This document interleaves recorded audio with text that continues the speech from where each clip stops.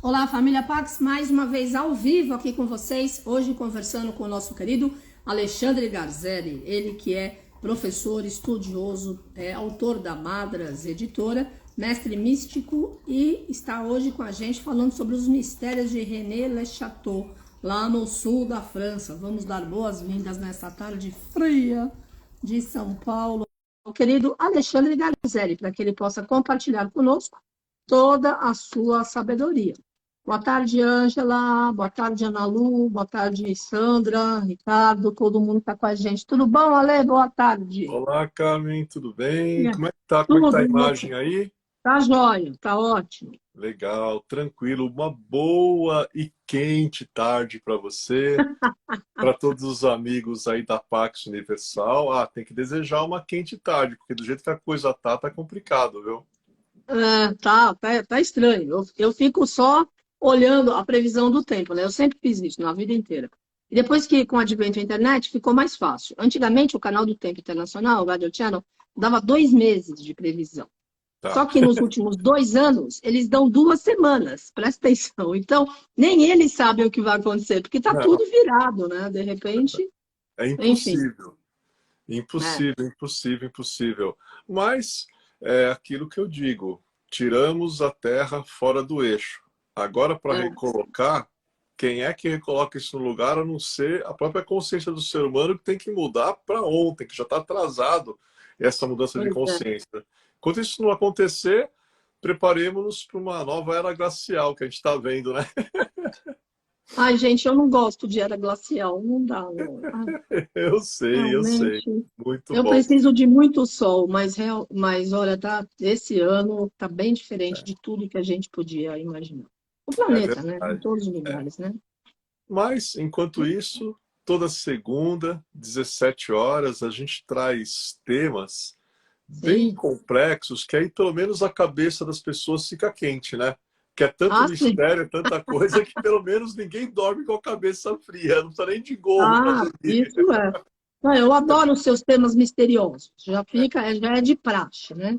Então, Sim, vamos sim. lá. Vamos lá. Bom, eu vou dar um tempinho para você ir ligando o teu iArcanum, Yes. porque hoje eu Uhum. fiz uma verdadeira galeria do Louvre no celular da Carmen. Eu enviei tanta Eu vi. foto para ela hoje. Aí ela falou: Eu Meu Deus, consegui ler tudo agora há pouco, um pouco antes é, da live, das 10 para 5. Que aqui é tranquilo. corrido, né? Entre uma coisa e outra, eu ainda participo de vários eventos, graças a Deus, internacionais via Zoom, via internet. Ainda bem que não esqueceram, né, do nosso trabalho ao longo desses anos, porque realmente eu estou muito feliz, porque são vários assuntos diferentes. Hoje era sobre saúde. Ah, Então, saúde dos ossos, o que é muito pertinente ao meu momento e a de muitas pessoas aí, né? justamente, Porque com justamente. esse frio, meus ossos têm doído como nunca doeram na minha vida. Nunca senti dor. É, E tô mas, assim, agora não, essa semana eu tô melhor, mas na semana passada, gente, eu falei, o que que é isso? com Vamos lá, tô certeza. ligando o Ayarcano. Muito bom. Enquanto você vai ligando, eu vou fazendo uma introdução. Hoje a gente vai falar sobre os mistérios de René Le Chateau, que é uma cidade, praticamente uma cidadela, porque não é muito grande, não, que fica no sul da França. E é justamente por aí que a gente vai começar. O sul da França é um cenário que tem tantos grupos diferentes que passaram por lá, alguns que até hoje em dia estão lá. Nós temos desde uma influência celta, nós temos os cátaros que viveram naquela região, falamos numa outra live sobre os cátaros. Nós Sim, temos cavaleiros templários, temos assim, o misterioso priorado do Sião, que trata esse local como uma espécie de meca para eles. Então, tudo isso, cara, forma uma espécie de um caldeirão de tantas histórias, tantas lendas, tantos mitos, tantas lendas que se confundem com a realidade que se confunde com o mito, que isso realmente vai nos render uns bons minutos aí de reflexão e de conversa, né? O sul da França, que já era um local misterioso por si mesmo, por si só, vai ganhar tons épicos de mistério por causa de um fato ocorrido nos idos de 1800, quando aparece na cidade um padre chamado Bérenger Saunière. Bérenger Saunière, ele está aí sendo mostrado pela Carmen. É muito interessante a história deste padre. Ele era um padre da Igreja Católica, muito culto, professor, uma sumidade em vários assuntos, mas também ele era um pouco revolucionário para a época. Ele estava um pouquinho à frente do tempo, e é engraçado. Mesmo que ele fosse um pouco revolucionário, ele tinha ideias na época dele que contrastavam com o que Roma queria. Por exemplo, uma ideia que ele defendia muito forte era o retorno da monarquia à França. E ele falava isso para os alunos dele, e a igreja não coadunava com essa ideia, ainda mais naquela época, depois, né, do país ter passado por uma Revolução Francesa, justamente para depor, né, aquele aspecto da monarquia e coisa e tal. Então, essas influências, essas pregações dele foram ampliando, ampliando. E aí eu tenho também a minha lista de fotos aqui de temas, né? Até que chega um momento em que o bispo de Carcassonne, que é uma outra localidade, mas era superior ao Bérenger Saunière, fala: chega, ponto final. Não é mais possível você com as suas ideias, então você está sendo... Na verdade, ele foi banido, mas o bispo falou que ele estava sendo mandado para René-le-Château. Vai para René-le-Château, tem uma igreja lá. Olha, sua única função é cuidar da igreja, tenta manter ela de pé. Não queriam nem que ele fizesse pregações e coisa e tal, né? E aí é um castigo, né? Ele realmente foi banido pelas ideias que ele defendia. E aí acontece uma coisa interessante, Carmen, que quando a pessoa era banida naquela época, ela não receberia os fundos monetários da igreja.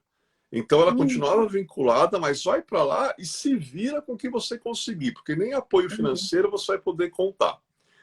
Quando ele chega na cidade, que naquela época não tinha quase 300 habitantes, uma cidade muito pequena, a igreja, ela está assim, caindo aos pedaços. Em dias de chuva, diziam que chovia mais dentro da igreja do que fora, para a gente entender as condições que essa igreja estava. E aí, ele não tinha nenhuma casa para ficar, não deram isso para ele, então ele ficou na casa de locais que já residiam lá, e a situação realmente era uma situação... Ele que estava acostumado à efervescência das grandes cidades, né, as lições, as aulas que ele ministrava e coisa e tal, imagina alguém, né, se deslocado para um local onde não ocorria nada, onde parece que o tempo havia parado, né? E aí que vai começar a nossa história. Porque quando ele chegou lá e ele viu o estado deplorável, né, que a igreja estava, e também outros locais, né, isso não o desmotivou. O Bérenger Saunière falou: bom, quer saber? Eu vou arregaçar as mangas e eu vou procurar fazer alguma reforma aqui, né, com os parcos recursos que eu tenho. Quem sabe o povo me ajuda. E é muito interessante que era um padre, tinha o pároco da cidade vizinha, e eles eram amigos. Então eles eram amigos, ficavam andando, né, para aqueles locais que são bem feios, né? Aquele sul da França, aquelas montanhas. Aí eles iam pescar, aí voltavam com peixe. Quer dizer, não era totalmente desagradável a vida dele, né? Mas chegou a hora de trabalhar. Então, ele consegue reunir um pouquinho de recursos. Vou começar pela igreja. E vai lá. Ele chega, começa a reformar. Tem um momento que ele fala para o pedreiro: olha, retira aquele balaústre, uma espécie de uma coluna, né, de madeira do altar, que eu quero começar pelo altar. E o pedreiro pegou, deslocou, né, era de madeira, mas aí quando é deslocado esse balaústre de madeira, o pedreiro verificou que era oco. E aí tinha dentro alguns pergaminhos, alguns papiros muito antigos, né? E claro que o pedreiro não tinha cultura. Olha, Sônia, reencontrei isso aqui. Ah, tá bom. Ele pegou, né? Levou para casa, analisou. Assim que ele termina de analisar, ele faz as malas e ele volta lá para Carcassonne, né? Só que ele era muito inteligente. Antes dele se apresentar para a igreja lá em Carcassonne, para a igreja católica que ele servia, estava sob as ordens, ele fez um movimento um pouco diferente. Ele se apresentou para a classe ocultista da França naquela época, que eram ocultistas emblemáticos. Tinha muita gente naquela época, inclusive nobres envolvidos com ocultismo, tanto que até uma nobre dá uma generosa quantia de dinheiro para ele. Assim que ele conversou, né, com essa classe ocultista, essa nobre, não, peraí que eu vou te ajudar, olha, leva essa quantia de dinheiro, você vai poder continuar seu trabalho. Agora, que trabalho, Carmen? O que ele descobriu lá que, né, ele teria que continuar? Sim. Mas por que ele se apresentou para a classe ocultista primeiro? Para se calçar. Porque, segundo o que as histórias falam, o que ele encontrou lá foi tão bombástico, foi tão incrível, que quando ele colocasse isso viesse à tona, ele fosse colocar para os superiores, poderiam até tentar sumir com ele. Já tinham mandado ele para longe. Agora ele volta com uma desvelação que, pelo amor de Deus. E aí ele se apresenta para os representantes da igreja e fala, olha, eu descobri certos papiros, certos documentos, certos pergaminhos, e o negócio é o seguinte, eu não quero que vocês me reintegrem aqui em Carcassonne, não, nem que me deem um posto elevado, não quero isso não. Eu vou ficar lá para onde vocês me baniram. Só que acredita-se que ele tenha feito um negócio. Eu fico lá, mas os documentos são meus, e se vocês não quiserem que eu vá além de já ter contado para os ocultistas franceses que eu descobri, vocês vão ter que fazer um negócio comigo. E a igreja se cala, se cala. Ele recebeu grandes somas de dinheiro. Sim. E ele voltou, né, para René Le Chateau. Quando ele retorna, ele vai reformar a igreja inteirinha. Ele vai construir uma casa, que eu te mandei a foto, que era a casa dele, chamada Vila Betânia, que na verdade é uma pequena mansão, com Sim, todos os enorme. confortos, com todo o luxo da época. Ele contrata Marie Dernanot, né, que é uma espécie de governanta dele, né, meio cuidadora, meio governanta. Ele não precisava de ninguém para cuidá-lo, mas essa casa, depois que ele voltou desse encontro, né, com os ocultistas e com a igreja, é que ele mandou construir. E ele faz uma torre chamada de Torre Magdala, que eu te mandei também. Já já a gente vai falar dessa Torre Magdala, né? Magdala, para quem não sabe, tem relação com Maria Madalena. Mas já já a gente vai falar disso. Olha essa torre, Carmen, como é estranha. É diferente, né?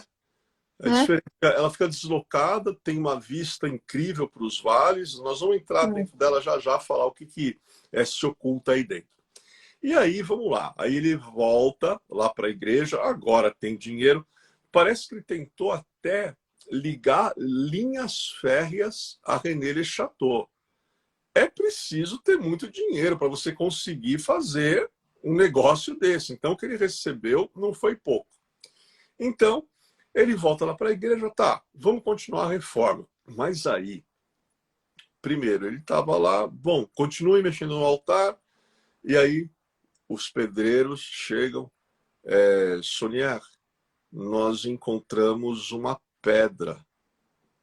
Ele vai lá ver a pedra, ele olha, ele era muito misterioso, ele olha, olha, faz o seguinte, muito obrigado pelo dia de trabalho de hoje, podem sair, né? Me chama só Marie Dernanot para cá. E ela entra lá dentro da igreja com ele. Essa pedra, Carmen, era uma pedra talhada. E ela tinha duas imagens de cavaleiros. Dois cavalos, né, com cavaleiros em cima. Desses cavalos tinha dois cavaleiros montados no mesmo cavalo. Aí eu pergunto para você, você lembra o que isso significa? Dois cavaleiros montados em cima de um mesmo cavalo? É o selo principal da Ordem dos Pobres Cavaleiros de Cristo e do Templo de Salomão. Então a gente pergunta, né? Que raios ele está encontrando nessa igreja? Ele foi só fazer uma reforminha. Ele não tinha dinheiro para fazer muita coisa, não. E agora, primeiro ele encontra pergaminhos. Agora ele encontra uma pedra talhada justamente com esse símbolo que é emblemático. Sim. E levantando aquela pedra, é dito que ele encontrou outras pedras, na verdade eram lápides. E haviam coisas enterradas nessas lápides. E, segundo a tradição, não eram só corpos. Conta-se que havia ouro, haviam objetos valiosos de outras épocas que passaram, que viveram lá. Inclusive até se fala que ele pode ter encontrado um pouco da riqueza dos visigodos, né? Então, ele vai nessa igreja, vai cavando, vai encontrando o dinheiro dele, a riqueza vai aumentando e ele vai reformando a cidade inteira. E aí, a igreja está ficando bonita, agora não chove mais lá dentro. Aí ele fala, tá, aqui na entrada, eu vou dar as especificações, eu quero que vocês me coloquem essa estátua e a pia batismal em cima da estátua. E que estátua ele quer que coloque na entrada da igreja? A estátua de um ser que no ocultismo clássico, até em algumas linhas de Cabalá, de hermetismo, a gente chama esse ser de Asmodeu ou Asmodeus, que eu mandei a foto para você também. Você pode ver que ele é bem simpático, né? Ele tá na entrada da igreja, a pia batismal está em cima dele. Agora, você já imaginou, Cami? O batismo devia ser um pouco diferente, né? Porque era o Bérenger Saunière que batizava. Você batizar uma criança em cima de uma imagem dessa deve ser um negócio interessante. Eu te mandei, a criança era muito pequena, senão ela saía correndo, né? Saía voando, né? Com maior perdão às divindades. So sorry. Eu te mandei essa foto. Mas assusta. Assusta. Eu te mandei essa foto, mas eu não quis mandar a completa, da parede completa, mas aí eu vou te contar um segredinho que você não consegue ver nessa foto. Tem o Asmodeu, em cima dele a pia batismal, e em cima da pia batismal tem 4 anjos lindos. E é interessante que esses 4 anjos, cada um olha numa direção diferente. E aqueles que estudam os mistérios de René Chateau dizem que um desses anjos olha exatamente na direção que estaria o tesouro ou tesouros que o Bérenger Saunière teria descoberto. Dá para imaginar esses 4 anjos. Quem assistiu aquele filme lá baseado no Dan Brown, o Anjos e Demônios, que os anjos apontam, né, a rota que ele tem que chegar para decifrar lá o mistério do filme. Eu imagino esses 4 anjos, cada um está olhando para uma direção. É algo muito diferente para uma igreja. Muito diferente. Recentemente, acho que há uns 2, 3 anos atrás, um radical, nem das religiões cristãs, um radical de uma outra religião, acredito, se não me engano, do islamismo, entrou na igreja com uma marreta e arrebentou a face do Asmodeus. Claro, a pessoa foi presa, pegaram, agora parece que já está restaurado, né? Porque aquilo ali é um patrimônio. Mesmo que você não concorde, né? Se bem que é o que eu digo, a pessoa, para ser radical, eu acho que quando alguém é um radical, ele nem tem muita inteligência para entender a simbologia, o que aquilo significa. Mas para a gente entender como até hoje, assim que você entra na igreja, você vira para o lado, você olha, tá essa imagem lá. e até hoje desperta paixões, por assim dizer, ou raivas, né? Paixões ou raivas. Então, imagina na época dele, estamos falando de 1800, um padre coloca isso dentro de uma igreja. Agora, a questão é, por quê? Ele colocou especificamente esse ser na entrada da igreja. Aí as pessoas que estão nos ouvindo, a Carmen já mostrou a imagem, falou, ai, nossa, mas esse padre tinha um mau gosto que, pelo amor de Deus. Gente, calma, vamos ampliar nossas mentes. Asmodeu, segundo a tradição, é dito que após a construção do Templo de Salomão, o próprio rei Salomão mandou colocar na entrada um Asmodeu, não muito diferente desse. Ué, mas por que Salomão fez isso? No templo, que era para guardar a Arca da Aliança, porque tem isso na entrada. Aí que está a questão. Essa entidade, Carmen, ela só é colocada em locais que guardam segredos muito importantes. Então é como se ele fosse um guardião, ele era um guardião do Templo de Salomão, e ele agora é o guardião dessa igreja, que o nome da igreja é Igreja de Santa Maria Madalena. Madalena sempre aparecendo, né? Essa é a igreja de Santa Maria Madalena.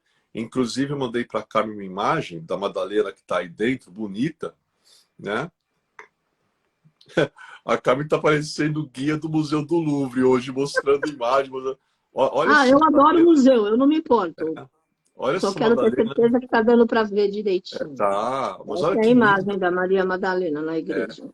Interessante, né? Com a cruz apoiada numa cruz, segurando uma taça na outra, tem um crânio perto do pé dela. É bem interessante essa estátua, bem Os simbólica, símbolos né? são os mesmos, né?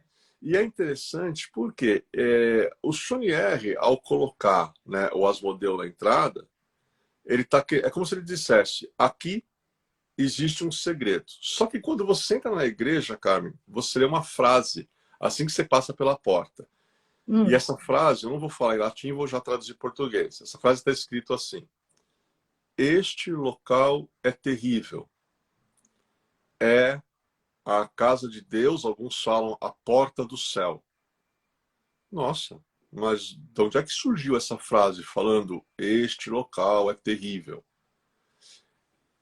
A frase, lembra de um episódio na Bíblia, Carmen, que Jacó, ele luta com um anjo, né?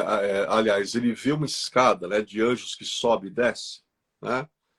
Quando ele acorda dessa epifania que ele teve, a primeira coisa que ele fala é: este local é terrível.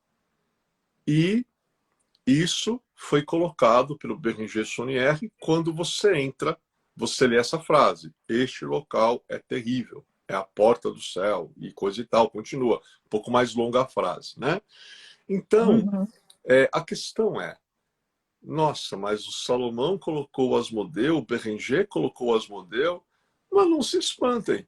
Vocês podem até estar achando de mau gosto isso, só que quando o povo vai para a Europa, e quando o povo vê aquelas catedrais maravilhosas que tem na Europa, e quando todo mundo vê gárgulas, né, o povo olha para as gárgulas, nossa, que bonito, que lindo. Ué, o Asmodeu é uma espécie de gárgula também. Qual que é a função da gárgula? É proteger o que não pode entrar dentro do espaço sagrado, mas também é impedir o que não pode sair de lá de dentro. Então é um guardião, é um protetor, né? E aí a gente aí começa a pensar, Carmen, em mundo, sabe? Quando a gente investiga os mistérios, é claro, a gente tem que pensar apenas no local, mas você tem que pensar também em outras religiões, tem que pensar em mundo, tem que pensar em outros contextos também. Claro. Aqui no Brasil, nós temos muitas religiões que são afro-religiões.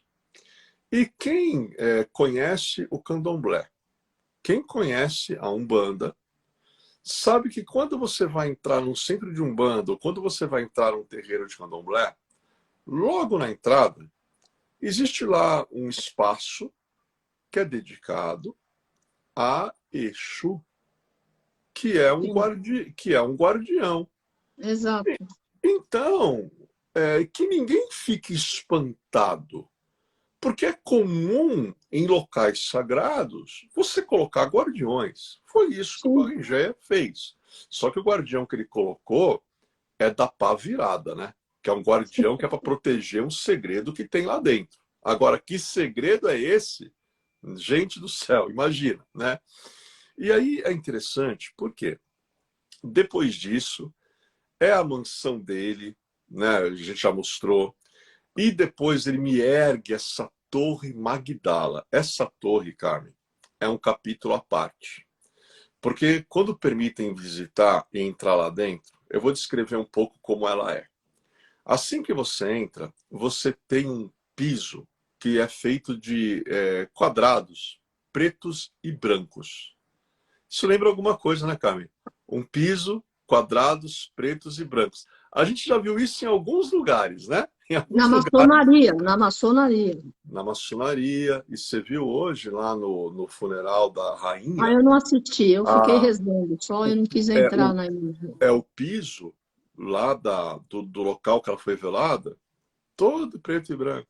Né? Então é claro que isso é simbólico. Né? Sim, claro. Então, você entra nessa torre, tem esse piso. Só que assim, sobre esse piso, tem um pentagrama enorme.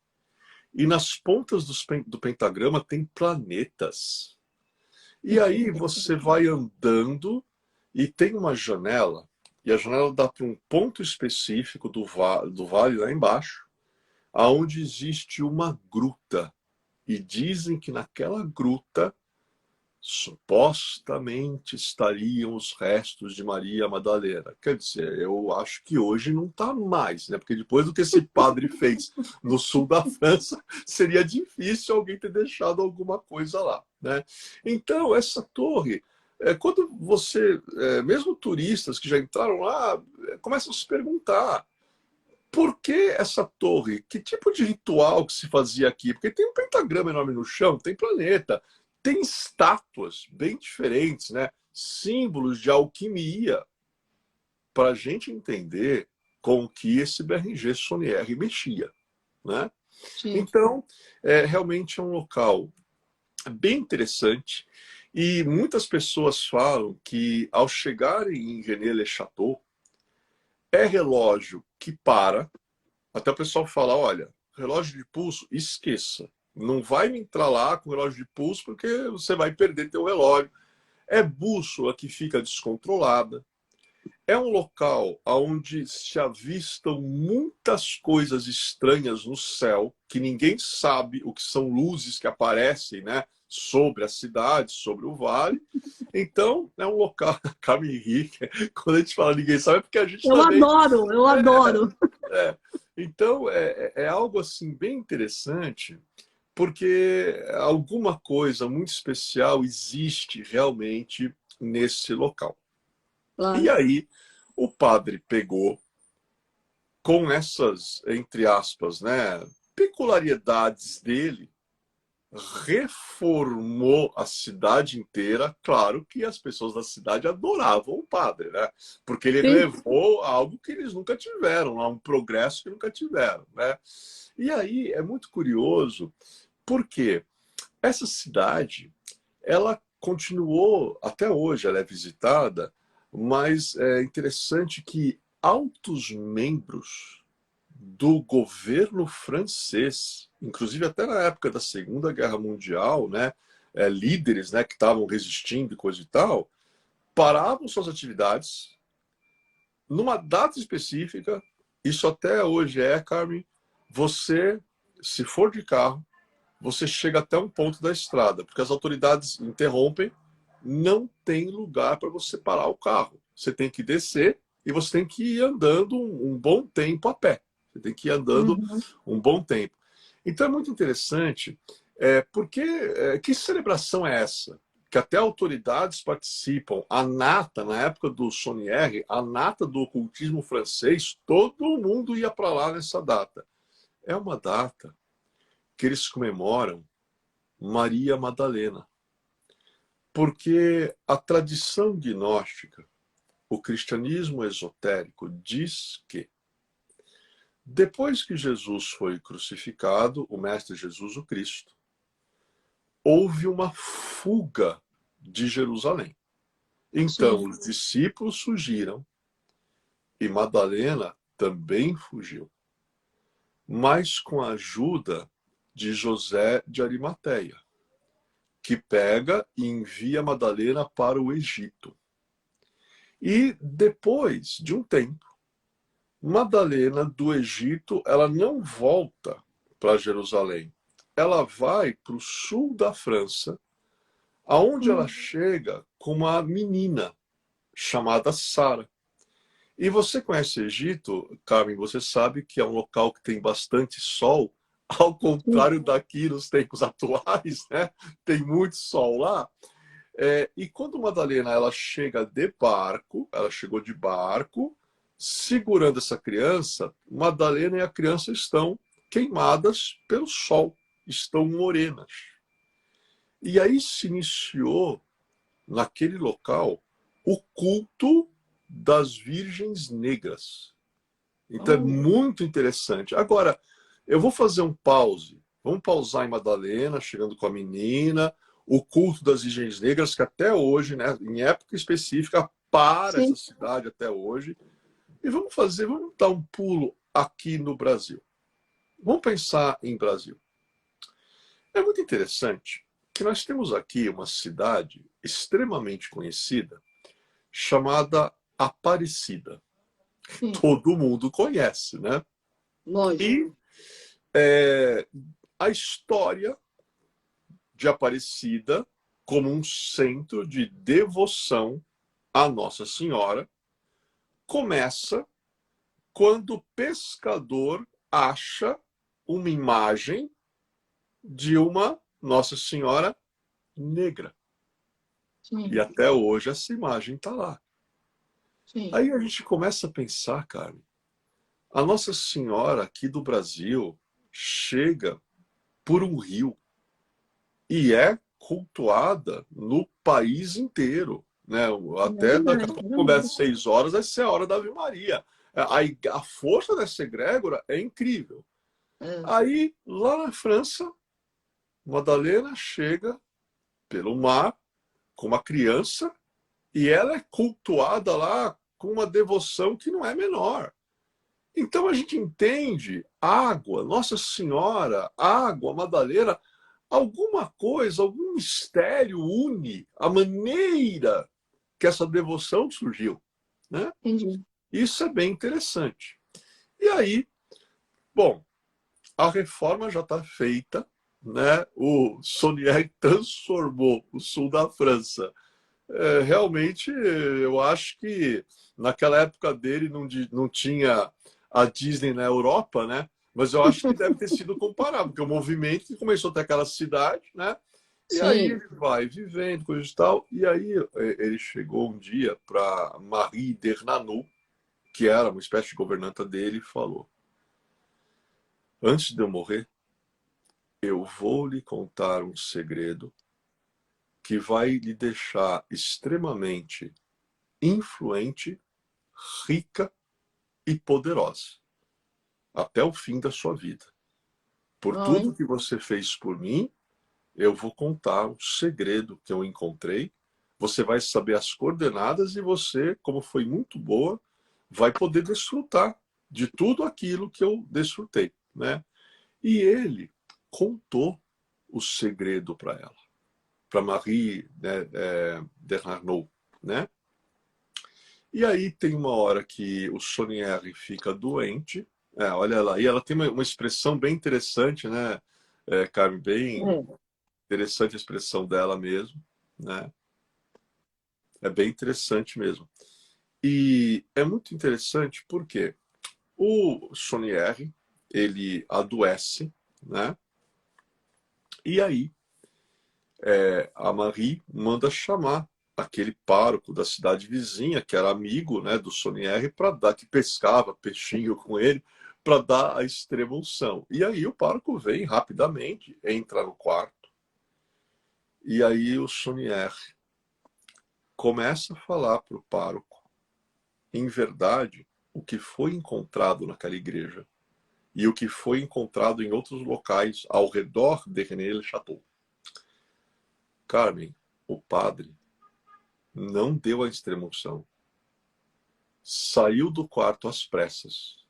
E é dito que esse padre tornou-se monossilábico.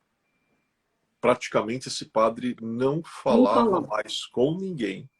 Ficou em estado de Depois, choque. depois de ouvir o que ele ouviu quando ele foi dar a extrema-unção. Tanto é que ele nem deu. Ele ficou assim, só faltou realmente ele fazer voto de silêncio e, né, entrar no mosteiro. Ele não fez isso, né? Mas as pessoas falaram que ele mudou assim, né? Era monossilábico, passava horas assim em silêncio, olhando para o nada. Então, e a Marie de Raneau, ela sabia, né? Para ela, o Saunière contou. E é interessante que aí surge um outro personagem na história, que é um tal de Noël Corbu. Noël Corbu. Quem foi nessa história Noël Corbu? Noël Corbu, ele foi um restaurador. Então, na época, né, que a cidade estava em reformas, a igreja estava em reformas, aparece, né, esse Monsieur Corbu e se coloca a serviço do Saunière. Agora tem um mistério em torno desse personagem, cara. E o mistério é o seguinte: muitos associam o nome Noël Corbu como um dos membros do Priorado do Sião. E o mistério é: o Bérenger Saunière sabia quem era o Corbu e o contratou porque sabia quem ele era, ou não sabia quem ele era, mas o Corbu sabia o que estava se passando lá, até por ser membro dessa mega sociedade secreta, e Sim. como quem não quer nada, um belo dia apareceu por lá: olha, eu sou restaurador, não sei o que, coisa e tal, poderia ajudá-los, né? Bom, o fato é que nunca saberemos, mas o Claro. fato é que ele foi contratado. E aí, depois que o Saunière ele transcende para a espiritualidade, depois que ele falece, a Marie de Raneau chega para o Corbu e fala: antes de morrer, eu vou lhe transmitir um segredo que o tornará influente e poderoso. E tá bom, né? O Corbu, né, ficou aguardando. E a Marie, os anos vão passando, ela viveu muito bem, porque o Saunière falou: não, quando eu me for, você viverá em Vila Betânia. Você já reparou, Carmen, que tudo nessa cidade, tudo, tem a ver com Madalena? É a Sim. igreja de Santa Maria Madalena, a Torre Magdala. Por que se chamava Magdala? Porque, na verdade, uma coisa que as pessoas não sabem, o nome de Madalena não é Madalena. O nome dela, Madalena, é um nome que vem do termo Magdala, que vem da palavra mais antiga ainda, Magdal, né? Esta Maria, Magdal, o que quer dizer Magdal? Magdal é uma palavra que na época lá de Jesus tinha relação com o termo torre. Então você falar Maria Magdal era a mesma coisa que você falar Maria da Torre. E esse padre mandou erguer uma torre. Então, olha como ele conhecia a origem dessas palavras, né? Sim. E é dito que Madalena era uma mulher inteligentíssima, culta, mas também ela era uma líder. Na época dela, ela liderava um grupo de mulheres, e essas mulheres praticavam um sistema que envolvia magia egípcia. Então, Madalena também era uma iniciadora. Tanto que quando Madalena e Jesus conversavam, eles conversavam de igual para igual, né? Sim. Tamanha a estatura que essa mulher tinha. E, claro, né, que o Saunière sabia de tudo isso. O Priorado do Sião, cuja origem é a Ordem do Sinai, que depois virou o Monastério do Sinai, que tinha os Cavaleiros de Notre Dame do Sinai para proteger os monges, e quem é Notre Dame do Sinai, senão Maria Madalena, também sabiam disso. Então, é a Igreja da Madalena, é a Torre Magdala, é a Vila Betânia. Até a casa que ele morava, ele quis relacionar a Madalena. Então, a gente começa a entender que Madalena deve ter sido alguém muito importante, né? Para ter toda essa devoção em torno dela, né? E aí, o tempo vai passando, tem um momento que a Marie de Ranot está ficando bem velhinha, e o Corbu está lá, né, pelas imediações. A mulher transcende, a mulher falece, mas não falou para ele o segredo. Não falou? Ela levou o segredo com ela. E eu não te mandei foto, porque, tipo assim, se você já achou diferente, Carmen, a igreja, a casa do Saunière e a torre, se eu te mandasse uma foto do cemitério de René Chateau, eu passo. não, você ia pensar que não, gente, isso aí é um local que é um portal, né? Porque é uma cidade tão estranha aqui, né? Mas é engraçado que os túmulos, eles são coalhados de símbolos. Símbolos da alquimia, símbolos astrológicos. Aí você fala, até o pessoal que tá sepultado aqui devia ser um pessoal um pouquinho diferente, né? Porque para ter essa simbologia nas lápides, os túmulos, né? Sim. Então ela pega, e aí o Corbu, e agora, né? Ela não falou, né? Tá, existe algum segredo aqui, mas onde que se começa a procurar? Onde que eu começo a procurar? E, na verdade, o Corbu, ele era muito inteligente.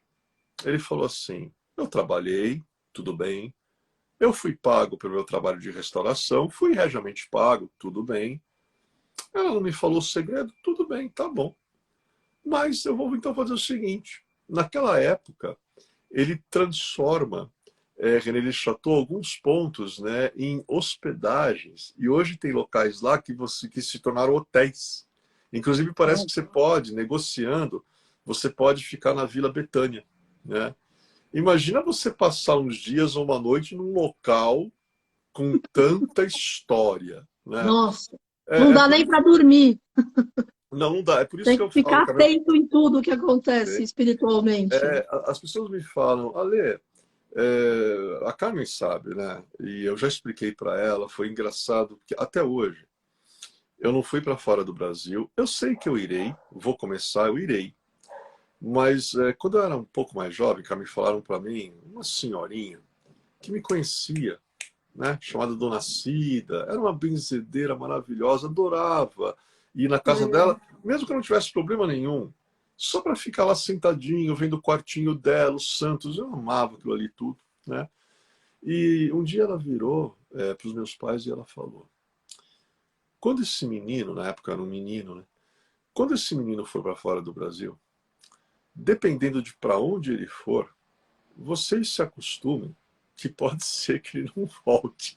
Você imagina, Carmen, se eu vou para um local desse, ainda mais você sabe que a gente tem pouca conexão com cavalaria, com cidades secretas, Imagina, né? é lá mesmo que você fica. É um risco, né? É um risco, né?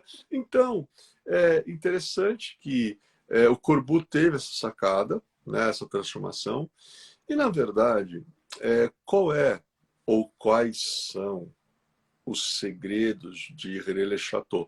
Eu não vou falar aqui porque eu nem conhecia a Marie, gente, ela não contou para mim. É ela que sabe, o padre que sabe, eles que sabiam o segredo, né? Mas a gente, depois observando certos movimentos de certos grupos, se acredita que ele tenha descoberto naquele balaúcho de madeira, primeiro, que ele estava reformando o altar, que era oco, haviam lá documentos, mapas, com localizações realmente de certos valores que estariam enterrados, né, históricos, né, não valores em papel moeda, e também haveria lista de árvores genealógicas que falavam sobre certas linhagens. E se acredita que o Saunière pegou uma linhagem específica, foi até os superiores dele e falaram, olha, ou vocês me deixam em paz lá, mas eu vou querer muitos recursos, ou eu vou jogar isso aqui no meio da classe ocultista francesa e vocês vão ter muito o que explicar se essa genealogia vier à tona, né? Uma outra coisa que naquela igreja ele encontrou, certas quantidades debaixo de alguma daquelas pedras que eu falei, de ouro, de prata, tanto moedas quanto objetos, né? Alguns que remontavam a épocas muito antigas. Isso dá para explicar como é que o tesouro dele ficou maior, fora a quantidade que ele já tinha recebido para ficar em silêncio, né? Então, se crê que esses foram alguns dos segredos que encontrou. E aí agora é a pausa para eu encontrar o segredo da aguinha que está aqui do lado, para tomar um pouquinho, porque a história de hoje, você viu que eu nem parei para tomar ar, né? Eu vi, tá tão emocionante. Olha aí, família Pax, estou conversando com o querido Alexandre Garzelli. Toda segunda-feira, às 17 horas, tem sempre um mistério que ele compartilha. Amanhã, terça-feira, dia 20, sou eu sozinha que estarei aqui com vocês, celebrando o Dia Internacional da Paz. O Dia Internacional da Paz, que foi colocado pela ONU, é na quarta-feira, dia 21. Mas amanhã a gente vai estar falando sobre isso, vai estar fazendo oração pela paz, porque afinal é um momento muito forte de transformação, de transição. Eu tenho certeza que todos nós estamos criando novas realidades, centrados nas energias da nossa harmonia, da nossa fé, da nossa crença e dos nossos preceitos, das nossas tradições, né? E também é simbólico, entre aspas, a passagem da Rainha Elizabeth, justamente as celebrações todas nessa semana, é um marco de uma mudança radical na história da humanidade. Com certeza, o mundo já não era o mesmo antes do Covid, antes da pandemia. Agora, então, com tantas novas reformulações e tantas energias e tantos dirigentes governamentais juntos, teremos aí novidades. Vamos aguardar, né, Ale? É verdade, justamente. E depois, né, do tempo da pausa, para pegar um pouco de ar, tomar uma aguinha aqui do lado, né? Gratidão aí, Carmen. Que quando eu entro nesses assuntos, ainda mais que envolvem sul da França, Catra, os Templários, a Carmen sabe como eu sou, a gente começa e não para, né? É interessante porque nessa história toda eu falei que Bérenger Saunière, ele recebeu a ajuda de gente muito importante. Uma pessoa que ajudou ele, que pertencia a esses círculos, né, ocultistas, né, foi uma condessa. A condessa Marie Teresa de Áustria-Este. Né, era uma condessa, e essa condessa, ela era condessa, Carmen, adivinha de que lugar? Ela era condessa de Chambord. Você já ouviu falar? Que legal. Eu sabia, eu deixei para o final que eu sabia que a tua reação ia Adorei, ser a cereja essa. do bolo. O Castelo de Eu Chambord é falei, onde Mestre Saint-Germain viveu durante muito tempo. justamente, né? E Ah, até me ele era arrepio. um dos maiores nomes da alquimia que o mundo já Sim, conheceu. Essa sim. condessa, eu fiz até questão de anotar aqui, assim que ela conheceu o Bérenger Saunière, nós estamos falando, gente, de 1800. O Saunière, ele nasceu em 1852 e ele transcendeu em 1917. Todo esse tumulto que ele promoveu, né, lá em René de Chateau ocorreu no ano entre 1885 até 1909. E agora, Carmen, antes de voltar para a Condessa aqui, eu quero falar uma coisa. As datas são muito estranhas. O que está acontecendo em 1885? Na Inglaterra, está sendo fundada The Hermetic Order of Golden Dawn por 3 altos iniciados, Rosa-Cruzes e maçons, fundam essa sociedade. No mesmo ano que o Saunière tem 33 anos de idade e começa toda essa reforma em René de Chateau. Eu acho que, mesmo sendo países distantes, não existem coincidências. Claro Muita que não. coisa acontecendo no mesmo ano. E em 1909, quando ele já está a pleno vapor, em 1909 é um ano onde foram fundadas a maior parte, ou ressurgidas, a maior parte dos movimentos rosacrucianos. Então, a AMORC, pelo Harvey Spencer Lewis, em 1909, começa um novo ciclo. A Fraternidade Rosa Cruz, pelo Max Handel, em 1909, começa um novo ciclo. O Lectório Rosacruciano, da Ordem da Rosa Cruz Áurea, onde se fala muito de cristianismo esotérico lá dentro de Cátaros, começa em 1909. Então, é um ano em que muitas coisas estão acontecendo. Agora, voltando para essa Condessa de Chambord, quem não conhece, né, o Chateau de Chambord, veja fotos na internet, é maravilhoso, é um local que realmente se faziam experimentos alquímicos. Saint-Germain passou por esse local, ela doou, ela deu, né, para o Solieri, naquela época, uma ajuda de 3.000 francos. O que hoje equivaleria, né? Claro que ela acabou ajudando muito mais ao longo do tempo, porque os ocultistas franceses gostaram do padre. Porque o padre chega no meio dos ocultistas com um segredo bombástico para a igreja da época. Claro que ocultistas gostam de segredos, né? Então, quando você tem algum, você será muito bem aceito nesse meio. As quantias que ela passou para ele, hoje em dia, daria mais ou menos em torno de 15.000 euros, falando na moeda atual, né? Então, 15.000 euros. 15.000 euros. 15 mil, hoje em dia, né? Isso só a Condessa deu para ele. Imagina outras ajudas que ele recebeu, realmente ele se tornou, né, um homem extremamente poderoso, né? Então, é muito interessante porque quando a gente pensou em falar sobre esse tema, é porque nas últimas semanas nós estamos aqui no ciclo, meio que no ciclo, né, do Santo Graal e os mistérios do Graal, os mistérios do Priorado, os mistérios de René Le Chateau, né? E a gente resolveu trazer essa cidade porque é uma cidade tão misteriosa quanto La Libela, que eu falei algumas semanas atrás sobre a Arca da Aliança. Sim. Então, sempre, viu, Carmen, que eu tiver algum local bem assim, entre aspas, normal como esses, eu vou trazer aqui de segunda-feira para a gente conversar, a fim de que nós entendamos algo que eu já falei aqui, mas eu nunca vou cansar de repetir, o quanto a gente não conhece do nosso próprio planeta Terra. Existem lugares, existem personagens, não de uma história acadêmica, mas de uma história oculta. E quando você explora esses personagens, quando você explora esses lugares, você começa a entender que precisamos ter humildade diante do mistério, humildade diante do desconhecido. Porque quando somos humildes, a nossa mente se abre. E quando a mente do ser humano se abre, começa para o ser humano o caminho da regeneração, da lapidação, da reparação, que vai levar à posterior vitória da ascensão. Sim. Então, na verdade, eu dou risada, Carmen, quando as pessoas falam hoje que o mundo hoje não tem mais mistérios, que não existem mais segredos, que tudo já foi desvelado. Não.